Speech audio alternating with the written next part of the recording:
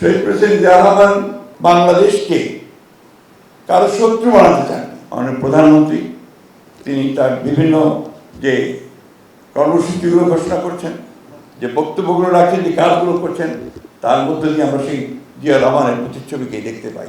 শহীদ president Ziaur Rahman যে কথাটা বলেছেন, আমাদের আবুল সাহেব বলেছেন যে এমন সময় তিনি এসেছিলেন এই রাজনীতির সামনে যখন গোটা বাংলাদেশ ধ্বংসপ্রাপ্ত ছিল, একটা ধ্বংসপ্রাপ্ত অর্থনীতি, একটা ধ্বংসপ্রাপ্ত রাষ্ট্র কাঠামো, মানুষের চিন্তা ভাবনা ধ্বংস হয়েছে, রক্ষী বাহিনী বিভিন্নভাবে আপনার এসে সমস্ত রাজনৈতিক দলগুলোকে ধ্বংস করে দিয়েছিল।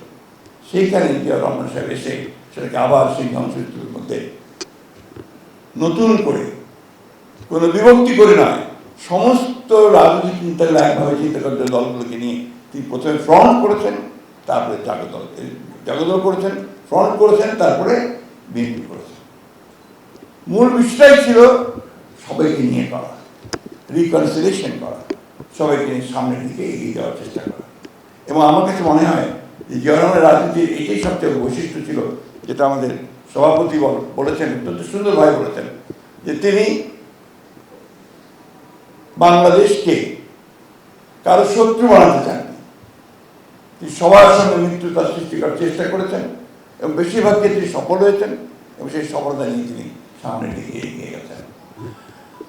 শহীদ প্রেসিডেন্ট জিয়াউর রহমান এত জনপ্রিয় কেন ছিলেন, যে কথা এখানে বলেছেন আমাদের মনিরুজ্জামান সাহেব তার বক্তব্যের মধ্যে বলেছেন, যে মূল বিষয়টা ছিল যে বাংলাদেশ যেভাবে দেখতে চায় বাংলাদেশকে মানুষ, বাংলাদেশকে সমস্ত প্রভাবের বাইরে, আধিপত্যের বাইরে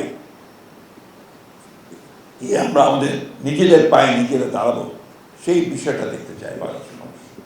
আপনি খেয়াল করে দেখবেন, যখন ক্রিকেট খেলা হয় বাংলাদেশের সঙ্গে, যখন আপনার পাকিস্তানের খেলা হয় তখনও তারা বাংলাদেশের পক্ষে চিৎকার করে, আবার যখন আপনার ভারতের বিরুদ্ধে খেলা হয় তখন একইভাবে চিৎকার করে।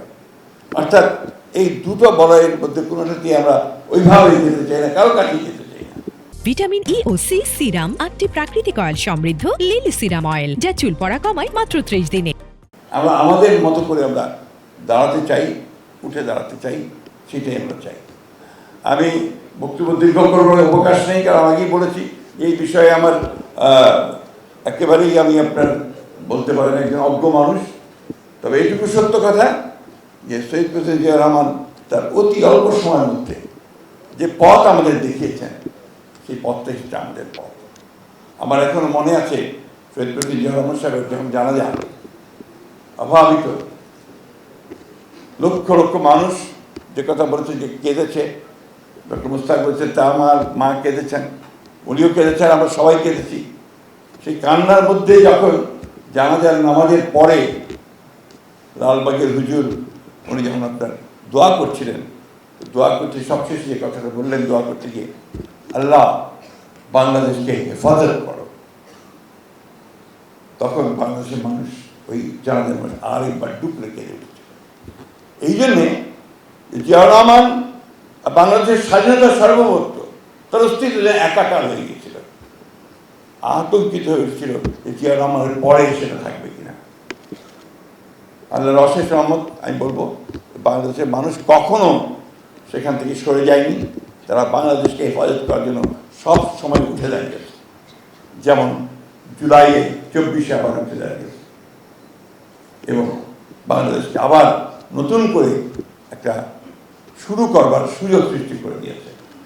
আজকে অত্যন্ত আশার কথা যে আমাদের মাননীয় প্রধানমন্ত্রী তিনি তার বিভিন্ন যে কর্মসূচিগুলো ঘোষণা করছেন, যে বক্তব্যগুলো রাখছেন, যে কাজগুলো করছেন, তার মধ্যে দিয়ে আমরা সেই জিয়াউর রহমানের প্রতিচ্ছবিকে দেখতে পাই। আমরা বিশ্বাস করি যে তারেক রহমান সাহেব তার নেতৃত্বে বাংলাদেশকে সেদিকেই এগিয়ে নিয়ে যেতে সক্ষম হবে। আপনাদের আবারও ধন্যবাদ জানাচ্ছি, আমাকে আমন্ত্রণ জানার জন্য আপনাদের সকলকে ধন্যবাদ।